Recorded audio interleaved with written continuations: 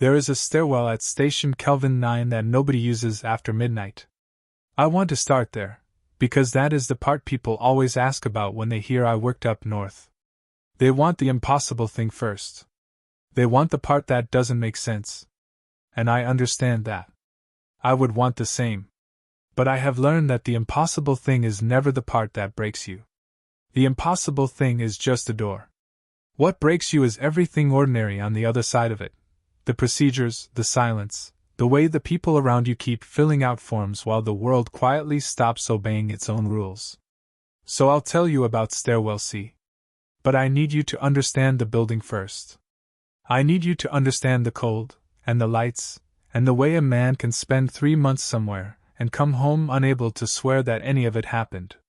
Nobody uses Stairwell C after midnight. I checked the logs my first week, the way you check things when you are new and bored and want to feel competent. Not one entry after midnight in 4 years of duty records. Not one. And yet every morning, when the day's shift opened the fire door on level 2, there was fresh meltwater on the third landing. A little pool of it, going to ice at the edges. Snow that had come in from somewhere and warmed and run. There is no exterior door on Stairwell C. It is sealed at the bottom and sealed at the top. It does not go outside. I asked about the water once.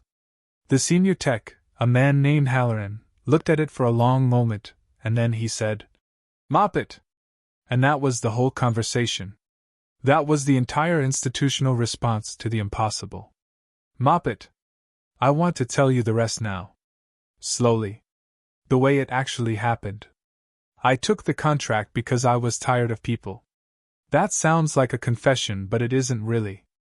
I'd been working coastal stations down in the Aleutians, and before that a desk in Anchorage processing data that other people collected, and I had reached a particular kind of exhaustion where the idea of 3 months with almost no one started to sound like a gift instead of a punishment. The pay was good. The pay was, in retrospect, too good, but I wasn't thinking about that. I was thinking about quiet. They flew me in on a Twin Otter in late October. From the air the station didn't look like much, a low cluster of buildings on the north slope, snow already locked in for the season, the dark coming early and staying long. There was a main block, 2 stories, and a separate equipment shed, and the radar dome, and a series of masts and antennae bristling up out of the white like something half-buried trying to climb out. No road in. No road anywhere, really. Just the strip they'd graded for the plane and the endless flat nothing in every direction, going gray, going dark, going to that particular shade of blue that snow turns at dusk when there is nothing alive to look at it. The pilot didn't shut the engines off. He helped me get my bags out, shook my hand, and said, "You'll be fine. Just don't go wandering during the weather." Then he was back in the air, and the sound of him faded, and I stood there with my breath freezing in my beard and understood, in a physical way, exactly how far I was from anything. A man came out to meet me. Heavy parka, hood up, moving with the careful flat-footed walk of someone who has fallen on ice enough times to respect it. He took one of my bags without a word and led me inside through an airlock vestibule, 2 doors with a dead space between them, the way you build everything up here.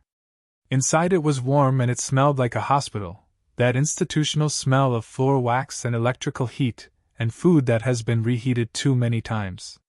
His name was Halloran. He'd been at Kelvin 9 for 6 years, which I would later understand was an extraordinary length of time. He gave me the tour in maybe 11 minutes. Mess hall. Bunk rooms. The control room, which was the heart of the place, banks of monitors, radar repeater screens, the long desk where the logs were kept by hand even though everything was also recorded digitally. Especially by hand, he stressed. The paper log was the real one. If it wasn't in the paper log, it didn't happen. I thought that was just old-timer eccentricity. I learned later it was the most important rule in the building, and that it ran in both directions. There were 6 of us on station. Halloran, senior tech. A woman named Reyes who ran communications and was the only person who seemed genuinely glad to see a new face. 2 technicians, Holland and Petrick, who worked opposite rotations and so were almost never both awake. A cook and general hand named Dewar who barely spoke. And now me. The station was rated for 8. 2 slots had been empty since the previous winter, and when I asked Reyes about it, she got a strange, careful look and said the contracts hadn't been filled, and changed the subject. That was the first thing I noticed. Not a horror. Just a small wrongness. A place built for 8, running on 6, in a job where you would think they'd want every hand they could get. The work itself was exactly what I'd signed up for. Repetitive. Procedural. Almost soothing in its monotony. Every hour on the hour, you logged the readings. Temperature, ambient and wind chill corrected. Barometric pressure. Wind speed and direction. Humidity. Cloud ceiling when you could see anything. You logged it by hand in the paper book in clear block capitals, and then you logged it again in the system, and then you initialed it. You watched the radar. You watched the satellite feeds when they came in, which up there, with the polar orbits, was on a schedule you learned to feel in your body.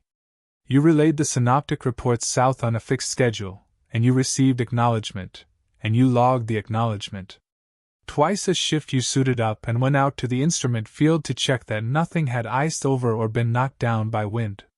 You did this even in bad weather, because that was when it mattered most, and because the automated sensors lied when they froze and a frozen anemometer reads a dead calm in the middle of a storm that's trying to peel the building off its foundations. That was the job. Watch the sky. Write it down. Tell the South. Survive the dark. The dark was the thing I underestimated. I knew, intellectually, about polar night, that the sun goes down in November and does not come back up for weeks. I knew it the way you know a fact. Living it is different.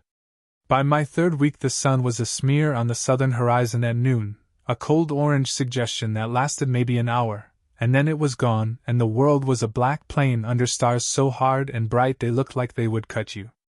The aurora came some nights, green and silent, and the first few times it was the most beautiful thing I had ever seen, and then it just became weather. Another reading to log.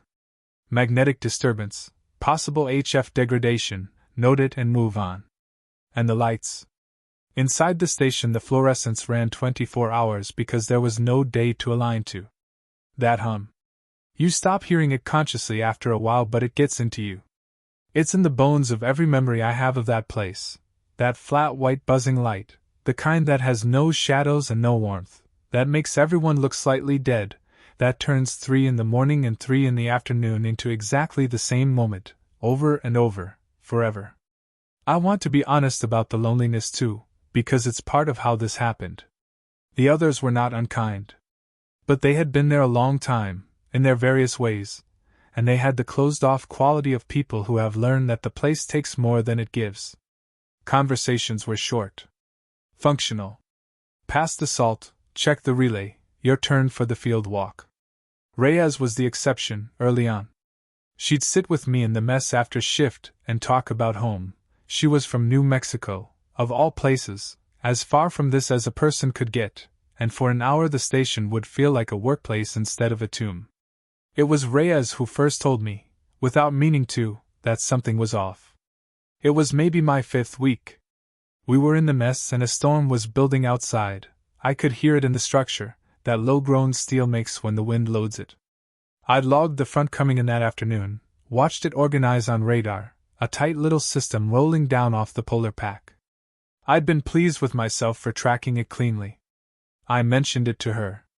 Said something like, "That system's going to be a good one, it's really wrapping up." And she went still. Just for a second. Then she said, "Which system?" "The one outside," I said. "The front. I logged it at 1400. She looked at me for a long moment, and then she said, very carefully, "You didn't log that." "I did. It's in the book." "Check the book," she said. And she got up and left. I checked the book. There was no 1400 entry for a frontal system. There was an entry, my handwriting, my initials, the right time, but it read light snow, wind steady from the north-northeast, no significant development. I remembered writing about the front. I remembered the satisfaction of catching it early. I could see the words in my memory. They were not on the page. I told myself I'd confused two shifts. That I'd thought about logging the front and then the conditions hadn't developed and I'd written what was actually there, which is exactly what you're supposed to do. That memory is unreliable, that I was tired, that the dark does things to people. All of that was true and reasonable, and I believed it. But the storm outside was not light snow. The storm outside was screaming. After that I started reading the old logs in my downtime. Not looking for anything in particular. Just reading, the way you do when you're alone and the building is full of paper and you've already read the 3 paperbacks somebody left in the mess in 2019. That's when I found the gaps. Not missing pages. That would have been simple, and simple things have explanations. No, the logs were complete. Every hour accounted for, going back years, every reading dutifully recorded in block capitals by a rotating cast of people whose names I mostly didn't know. The handwriting changed. The format never did. But the weather was wrong.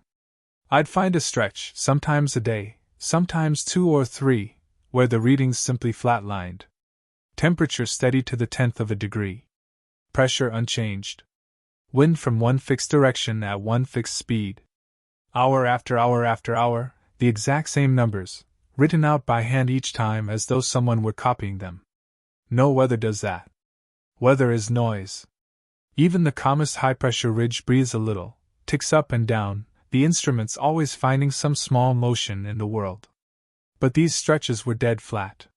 Frozen. As if during those hours the station had decided that nothing was happening, and had written down, nothing, 60 times in a row to make it true. And around the edges of those flat stretches, the real readings did strange things. Pressure dropping faster than it has any right to. Temperature inversions that shouldn't be physically possible.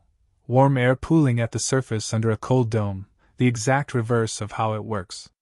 And then, abruptly, the flat stretch would begin. And then, abruptly, it would end, and normal noisy weather would resume as if nothing had happened. I counted. Over 4 years of logs, there were maybe 30 of these episodes. They didn't follow the seasons. They didn't follow any pattern I could find at first. They just happened, and were written down as nothing, and were never mentioned again. I asked Halloran. I picked my moment. We were both in the control room on an overlap, the radar quiet, the building making its night sounds. I said I'd been reading the old logs and I'd noticed these flat stretches, and did he know what caused them? Instrument fault? Some kind of logging convention I hadn't been trained on? He didn't look up from what he was doing. He said, "Some weather we don't name." I waited for more. There wasn't any more. So I pushed gently. I said I didn't understand, and he finally turned and looked at me, and there was something in his face I hadn't seen before. Not anger. Something closer to pity. "There's storms that come through here," he said, "that don't get a number. Don't get logged. You ride them out and you write down a quiet night, and you don't talk about them on the radio. That's the job. That's the part of the job that pays what it pays." He turned back to the desk. "You'll see one. Then you'll get it." I said that didn't make any sense, that you can't just not record weather, that the data goes south, that there are people in offices in Fairbanks and Boulder who model this stuff and they notice a hole. "They don't notice," he said. "They've never once noticed. You ever wonder why?" I didn't have an answer. He didn't offer one. The radio is where it got under my skin next. Our communications with the South ran on schedule, synoptic reports at fixed times, voice check-ins, the slow, patient back and forth of people talking across 1,000 miles of nothing. Reyes ran most of it, but we all knew how, and on the overnight you handled your own check-ins. The protocol had a piece in it that I'd been taught my first day and hadn't thought about since. When you made contact, before anything else, the southern station would say a phrase and you would say a phrase back. Not call signs, those came after. A little exchange of words that I'd assumed was some legacy authentication, a holdover from Cold War days, the kind of ritual that outlives its reason. The phrase from the south was, asterisk. "Is the field clear?" Asterisk. And you answered, asterisk. "The field is clear." Asterisk. Every time. And if you didn't, if you'd hesitated, if you'd said anything else, there were follow-up questions. I learned this the hard way one night when I was tired and fumbled the response, said something like, "Say again," out of pure fog, and the voice on the other end immediately, urgently asked, asterisk, "Confirm.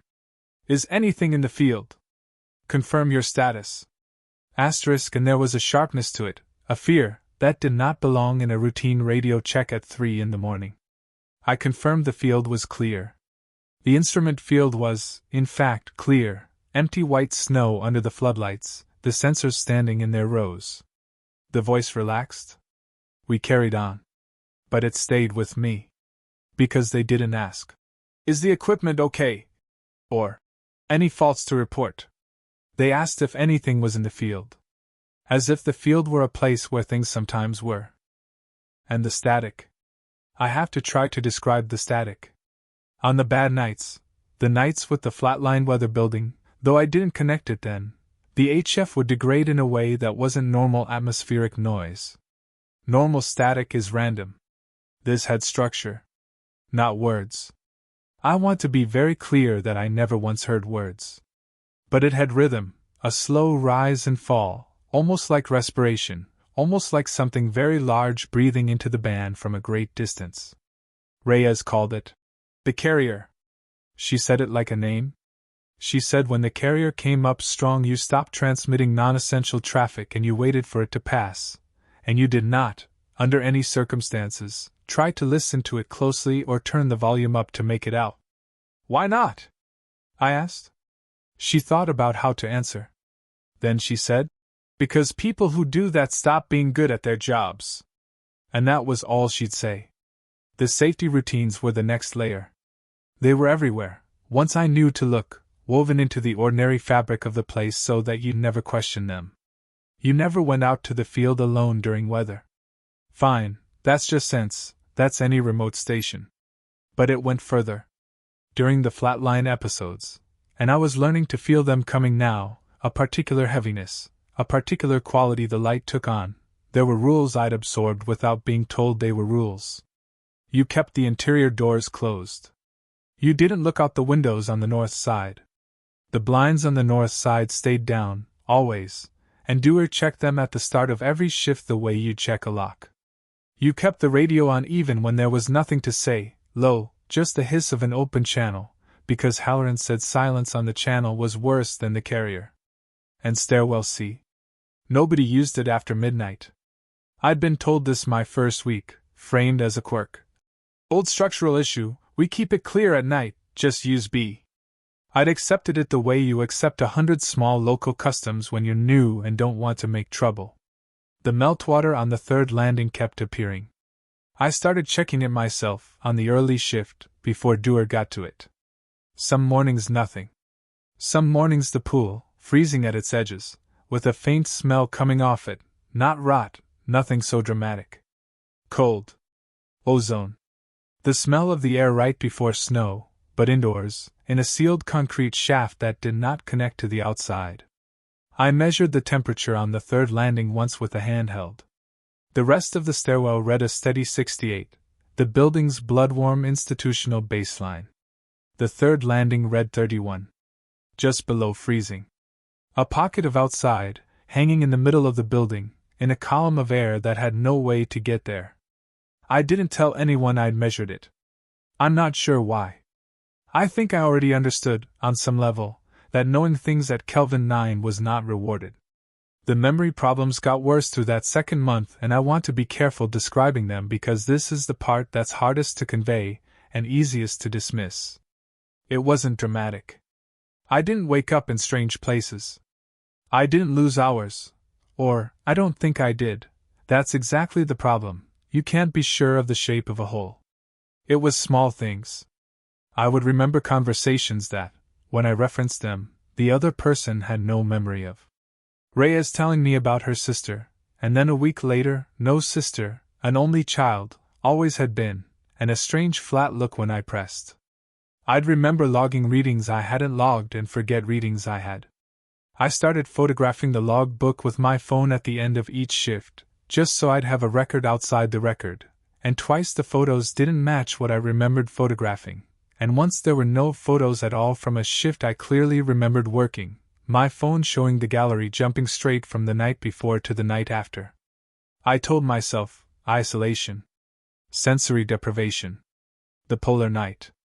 There's real science on this, on what extended darkness and isolation do to memory and perception, and I clung to that science like a railing. I was not losing my mind. I was experiencing a known and documented effect of an extreme environment. That was true. I still believe it was partly true. But here is the thing about that explanation. Everyone there had the same gaps. And nobody else seemed troubled by them. When I'd mention an inconsistency, the others would just adjust. Smoothly. As if reality being slightly negotiable was a condition of employment they'd all signed off on, and I was still reading the fine print. Halloran once told me, almost kindly, "Stop trying to keep it all straight. You can't. Nobody can. You just keep the book. The book is what's real. You're not." And he wasn't being cruel. He thought he was helping me. I started hearing things outside during the weather. Under the wind. Around it. The wind up there has 1,000 voices, and I knew most of them by then. The moan in the masts, the hiss of spindrift, the deep structural groan. This was none of those.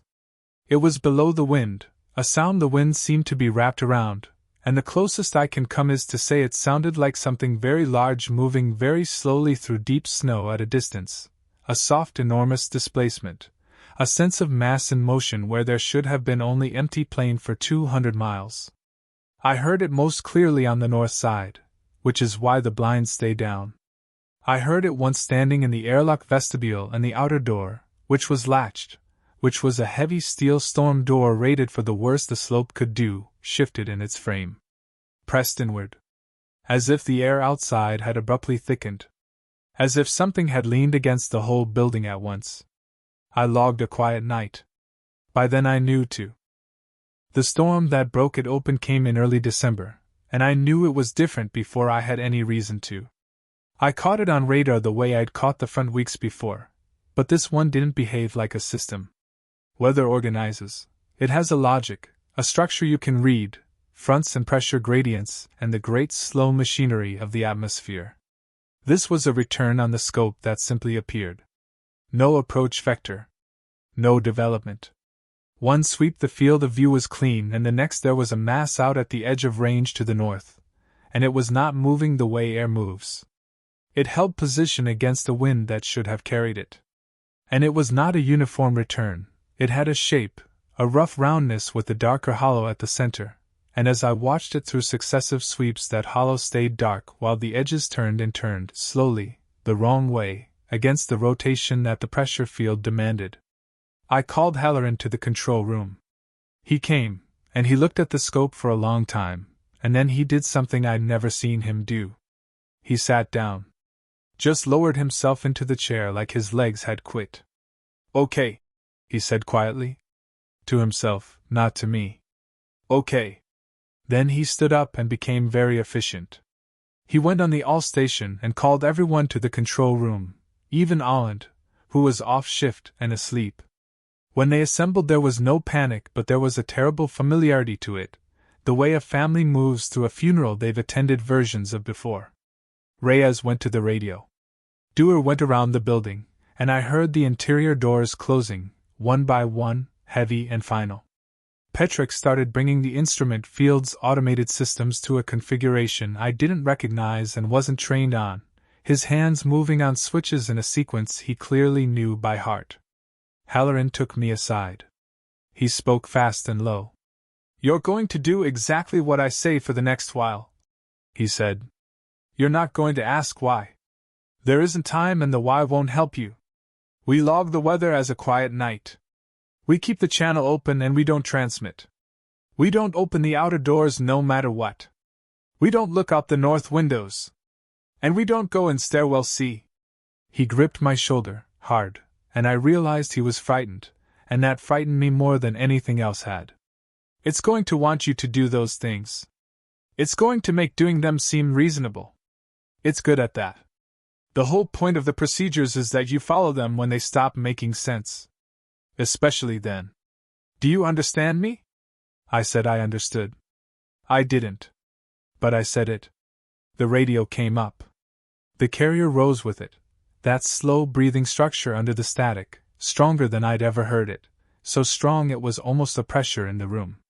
Reyes made contact with the south. The voice down there said asterisk. Is the field clear? Asterisk, and her answer caught for just a second, and the voice came back instantly, sharp with the same fear I'd heard before. Asterisk. Confirm. Is anything in the field? Asterisk. Reyes looked at the north monitor, the camera feed from the field cameras. I looked too. I shouldn't have, but I did. The floodlit field was empty. Rows of sensors. Snow. The dark beyond the lights. And then the snow at the edge of the light moved. Not blown. Displaced. A long low swell ran through it, the way a wave runs under a sheet, the surface lifting and settling as something passed beneath it just outside the reach of the lights, something so wide that the swell crossed the entire field of view and kept going past both edges of the frame, and the floodlights, which I had checked that afternoon, which were sound, dimmed as it passed. Browned out. As if it were pulling the current with it. As if it were hungry for anything that gave off light or heat.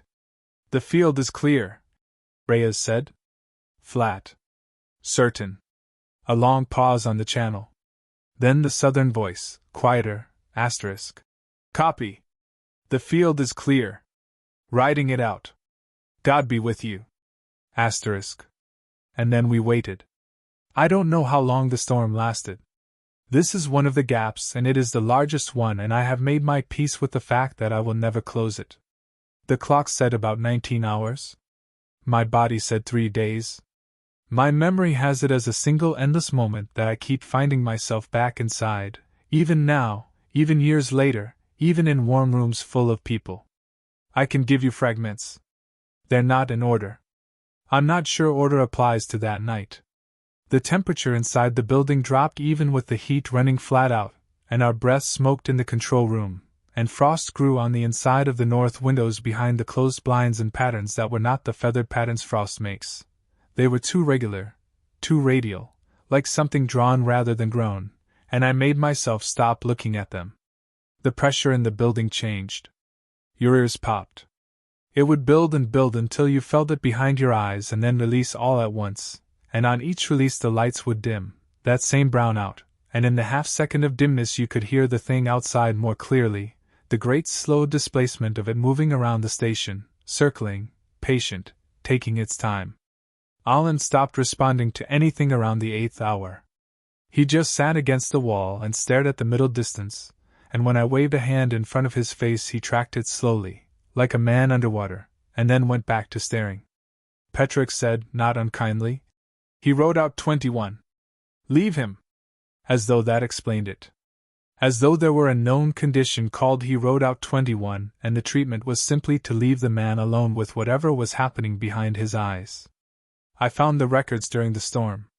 That's the part I'm least proud of and least able to explain. There was a lull, a stretch where the pressure went flat and the thing outside seemed to settle, to stop circling, to wait, and in that lull I went looking, because I am the kind of person who looks, and that kind of person should never take a job like this. There was a locked cabinet in the back office. I'd noticed it. During the lull I found that it wasn't locked, that it had never been locked, that I'd only assumed it was, and inside were the real records. The shadow logs. The weather that didn't get named. They went back decades. Far longer than the building had stood. There were entries on different paper, in different hands, with dates from before Kelvin 9 was built, which meant the records had been moved here from somewhere older, that this station was just the current address of a watch that had been kept in this region for a very long time. And the records weren't really weather logs. The weather was the medium. What they were actually tracking was the thing in the weather, its appearances, its bearings, its behavior, in a cramped technical shorthand that treated it the way you'd treat any natural hazard you'd learned to live beside. Asterisk surfaced at 340 degrees true, EST mass increasing, did not approach. Held station 6 hours, submerged. Asterisk that word. Submerged. As if the snow were an ocean and the thing lived under it, and the storms were only what happened on the surface when it rose. And there were the personnel notes. The reason the station ran on 6 instead of 8. The 2 empty slots weren't unfilled. I closed the cabinet. I didn't read those notes all the way through. There are limits even for the kind of person who looks, and that was mine, and I have never been sorry about that one. I'm not going to tell you that I saw it, because I didn't. I want to honor the truth of that. Nobody at Kelvin 9 had ever seen it, in the sense of looking at a thing and comprehending its shape. That's not how it worked. That, I came to understand, was the entire point of the procedures. Every rule in that building was designed to make sure you never quite saw it, because the people who built the watch had learned, at a cost recorded in those personnel notes, that seeing it was not survivable. Not because it would kill you. Because of what it did to the part of you that was doing the seeing. What I can tell you is what I understood by the end. Not facts. Understandings. The difference matters up there. The thing in the storms was old in a way that made the word meaningless. It had been in that region, under it, the records implied, in the deep cold dark beneath the permafrost and the ice and the snow, for longer than there had been anything around to keep watch. The storms were not its arrival. The storms were its surfacing. It rose, sometimes, into the world we measure, and when it did, the weather bent around its presence the way light bends around mass, and the instruments faithfully recorded the bending, and that was the only true reading the station ever took. The flat-line stretches in the logs weren't malfunctions or cover-ups in the way I'd assumed. They were the moments when it was present, and a present thing of that nature does something to local reality, smooths it, holds it still, makes time and weather and memory go flat and dead, because near it the noise that makes the world feel real simply stops. That's why the readings froze. The world near it stops happening. And the watch, the station, the records, the procedures, the carrier on the radio, the ritual of is the field clear, none of it was meant to fight the thing. You can't fight weather. You can't fight the thing in the weather. The watch existed to do exactly one thing, to make sure nobody acknowledged it. Because acknowledgement was the door. The thing could not, I don't have a better word, could not fully surface, could not finish rising into our reality, unless something here below recognized that it was real. Named it.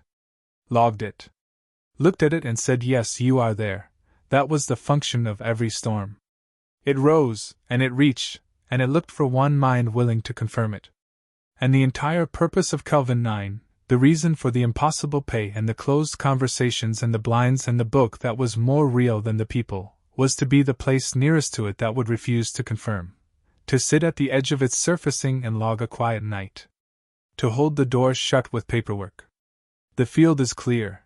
That's what the phrase meant. We have looked, and we declare that there is nothing there. We deny you the witness.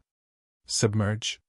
Reyes told me a piece of this, near the end of the storm, in the lull, both of us shaking with cold and exhaustion. I asked her how she could stand it, knowing. And she said the strangest thing. She said, I don't know it most of the time. None of us do. That's the mercy. It takes the knowing too.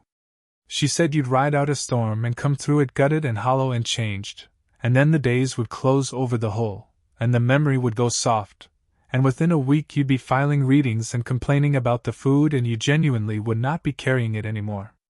She said that was why people could last 6 years. Halloran 6 years. You can't carry this for 6 years. Nobody could. The forgetting wasn't a side effect of the place. The forgetting was a survival procedure. And it wasn't ours. It belonged to the thing.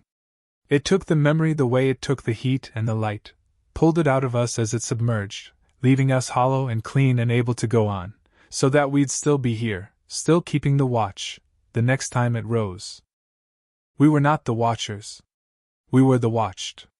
We were kept. The storm passed. Or it submerged. I don't know which word is true, and I'm not sure they're different. The return on the radar was simply gone one sweep, the way it had come. The pressure stopped breathing.